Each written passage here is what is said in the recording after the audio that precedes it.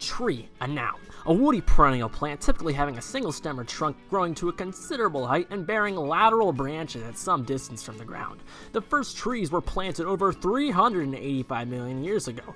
Eventually, like everything else in this world, they got massacred in their adaptation to video games. The first tree was in skiing on the Atari 2600. Ironically enough though, there is a game called The First Tree on the PlayStation 4. Anyways, I decided to drop the critiques and reviews today and focus on something that people actually care about, which is the top 8 worst trees in video games. I know, don't ask me for anything again, alright? Number 8 is Super Monkey Ball Adventure's Monkey Island Tree. There's a mission here where you have to cannon from tree branch to tree branch to wake up the soldiers with a gong. Can I ask you, did anyone who played this game actually like this level? Well, did anyone who played this game actually like the game? But this mission is terrible. It's very easy to fall off the branch, and considering there's like no aim reticle in the cannon, it's just a disaster. Number 7 is the trees in GTA. It's the worst when you're just driving, perhaps getting away from the cops after they catch you licking an ice cream container, and then just drive into a tree and go flying. Now, I've never collided in real life with a tree with an automobile head on or anything, but I'm pretty sure if you hit a tree in real life with a car, you'd probably just be injured and you knock it over. In fact, I looked it up because this is a serious issue and I guarantee... Crap. Well, they shouldn't have followed real life if they want to do what's best for the gameplay, so... Apparently modders have taken this political issue a step further and made it so you can try stopping a train with a tree. Well, a YouTuber by the name of Not.4 Live tried this and you go right through them. So the point is, these trees refuse to obey the laws of physics, and that's the biggest crime you can even commit in this world. Number 6 is going to be the Wispy Woods tree from Kirby.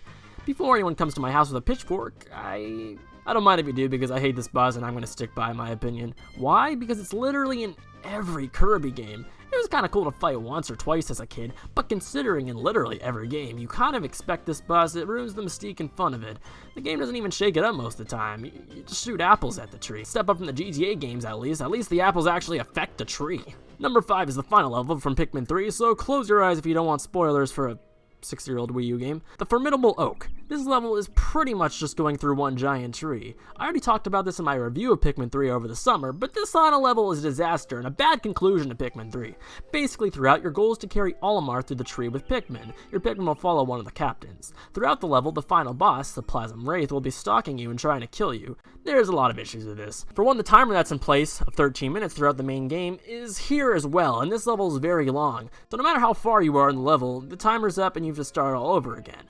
Unless you're a speedrunner or have played this game before, there's literally no chance you're gonna have to complete it in one swoop. In fact, in my last playthrough, I spent like 5 days on this. So it's basically padding. It's monotonous and unfun. It's actually really glitchy as well. I don't know. Would you leave me alone if I stopped barking up this tree? Number 4 is the Treehouse from Luigi's Mansion Dark Moon. Now, one of the best things in Luigi's Mansion is the fun and creative bosses they came up with. Yeah, Dark Moon didn't really do that. In the Treehouse, you fight a staircase. Okay. Like, remember Slim Bankshot and Biff Atlas? Yeah, the sequel followed with a staircase as a boss. That's not good. I mean, this boss isn't, like, terrible, but, like, a staircase? Yeah, I gotta dock points for creativity. Time to criticize my favorite video game of all time. See, I can be unbiased if I need to, especially for my journalism piece I'm doing here. And that's Hetsu the Korok. Now he starts pretty nice, giving you legitimate upgrades to your storage capabilities if you collect the Koroks throughout the map. Now, we're gonna do a little math here. There are approximately 900 Korok seats in the map of Hyrule. This guy only upgrades your storage until you get 441 seats. So you must think, if I bother to get the rest of these seeds, we're gonna get something magical, perhaps a secret weapon. Well, I personally collected all 900 of these seeds, and you literally just get a piece of crap. I don't know what the laws are in Hyrule, but I'm assuming handing someone your fecal matter should be against the law. Number 2, when people think of Pokemon and trees, the very first and prominent thing that people are always talking about nowadays are the trees that block your path everywhere unless you can get the cut HM. Thankfully they cut, hold your applause please till the end of this video, HM's out later in the franchise. But still, HM's never should have been required. There's nothing more painful than forcing your favorite Pokemon to learn an awful move to progress the game. This is the worst tree that has ever been in a Pokemon game. Yeah, this is the worst tree I've ever seen in a Pokemon game. Now, Sword and Shield I've heard is fine. I'm sure it has its problems, but overall it's playable. This tree, yeah, I'm not even trying to be mean or trying to ride the hype train of hating it, but this legitimately looks like a tree in Ocarina of Time.